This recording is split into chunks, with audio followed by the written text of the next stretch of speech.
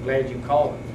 Well, once again, there's all these things like what Carol's talked about, what you mean, those are all in there too, about, you know, the training that has to take place and all these kind of things. But once again, I realize that a lot of counties use this system, and that people do different things, but I know it's always been, you know, historically in this county, you know, the board wanted to see who the volunteers were, and those were submitted, and they went back to schools, you know, the board approved their list, and once again, make sure that that's what it says, So, and I didn't misread it. If you don't mind, not that I don't trust Tina's notes, because I do, but it would be nice to have a copy of yours that we could also make sure that we didn't miss anything on your conversation. That'd be fine. Yeah. Help us. And once again, you all please read these, because I could misinterpret something myself. I will. We'll just double check. I went through about half of them, fell asleep. Yeah. It's great literature. I went back to the next day, so I didn't. All right. Anything else on, I guess that was A. All right, let's go to B. Out-of-county student transfer for the 2010-2011 school year from Cabell County to Lincoln County, 10th grade. C, a national school lunch program memorandum of understanding with the West Virginia Department of Education for 2010-2011 school year, and I believe there's an attachment. Has everyone had a chance to look at that attachment? Routine. What's that? Just routine. Routine? Okay. So this was in effect last year? Yes, sir. Okay. All right, let's see here. Moving on. 4 additional appointment days for Amy Atkins, Secretary at LCHS during June 2010. County-based salary. And the lady that took over for this used, all the extended days were used up at the beginning, so she needs some extra days that we would have to finish the job, and so we gave them to her. And she needed them to complete the job, and she was entitled, really. Okay. 1 additional appointment day for Kathy Atkins, Secretary at Duval PK8 during the week of spring break 2010.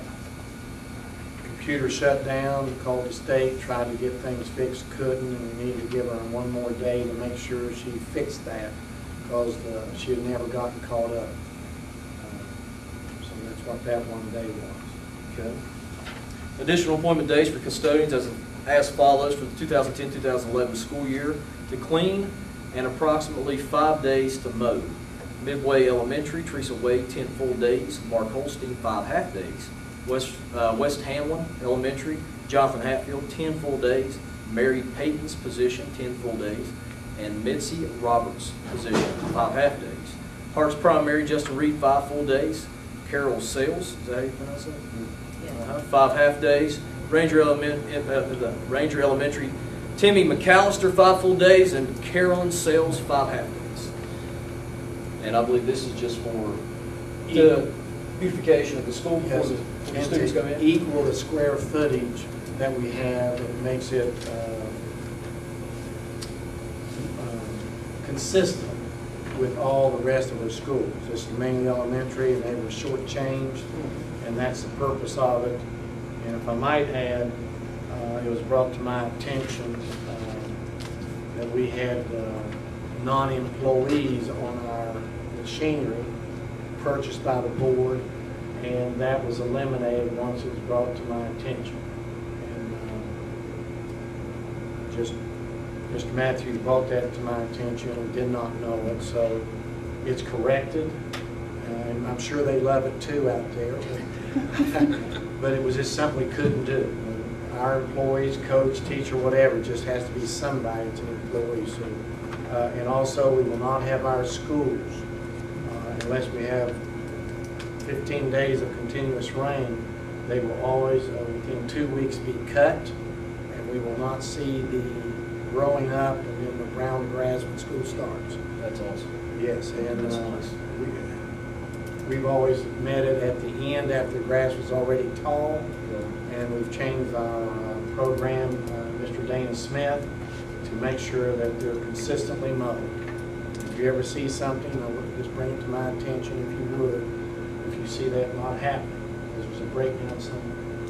Just a point here, Mary Payton's position and Mitzi Roberts' position, are they no longer in those positions? I mean, it's different, it's stated differently.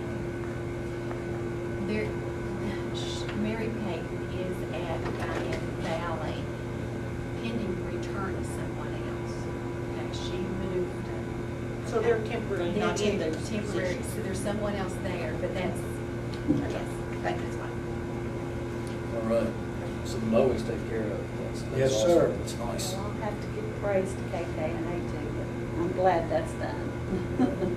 Because I hate going by the schools and seeing the grass up to the windowsills. You know what, I do too, and I'd say something, you get cut, but then, you know, there's another breakdown somewhere else, and so now we at least have a consistent method, so hopefully you don't see it at any time.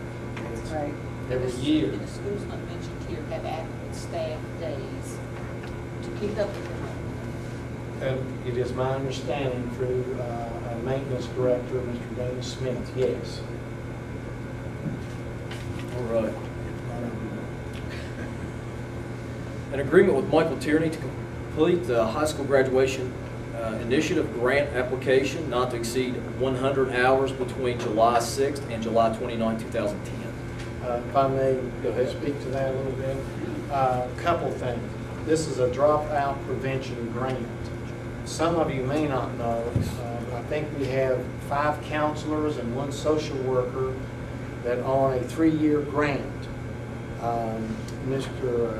Tierney wrote that grant for us. The board paid $4,000. And we received that grant, which we were tickled to death. Because counselors helps us out with our OEPA audit. And I have, question was asked, and relevant, good question, was 6.22 of our audit manual handbook that the board has, not the board, that the administration has, and we have to live by a couple things. I highlighted some things to inform the board. It says counseling services. Counselors shall spend at least 75% of the work day in a direct counseling relationship with students. Verification, I've highlighted just parts of it. Nothing contradicts what I'm saying, but just kind of simplifies. Verification, interview staff and review the school guidance and counseling curriculum to determine if the program is comprehensive in scope, developmental, and based on national standards for school counseling programs and is delivered by counselors, both individually and in collaboration. Section 4.6 of Policy 2315. Counseling refers to a special type of helping process implemented by a professionally trained and certified person. That is counselors, you know, not a professional like me. It's not certified.